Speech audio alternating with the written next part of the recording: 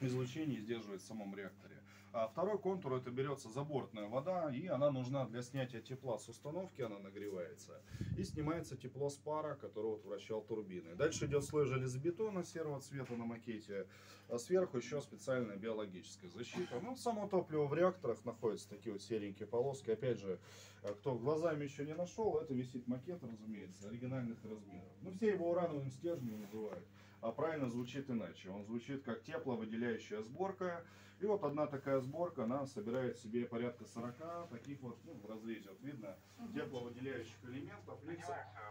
В них содержится уран в виде таблеток. Прессовывается. Вот 40 твелов в одной сборке, 241 сборку в один реактор загружали. Реакторов 2. Это вот есть топливо. И дальше вот между этими сборками проходит цепная реакция, выделяется тепло, и это тепло снимается водой. Воду нагревают прямо в реакторах. Нагревают ее там от 200 до 380 градусов. Она там находится под высоким давлением, чтобы не закипала.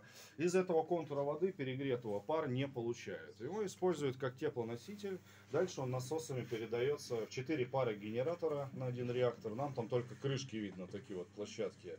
И вот пара генераторов проходит второй контур воды, получает тепло от первого, и с второго контура уже получает безопасный пар. Вот для этого и реакторы водо-водяного типа. Первый контур, который снимает тепло, он радиоактивный, а пар уже не радиоактивный получает. Он вращает турбины, а пар конденсируется снова в воду, возвращает пары генераторы снова нагреваться. Эти оба контура воды, они полностью замкнуты, герметично там циркулируют.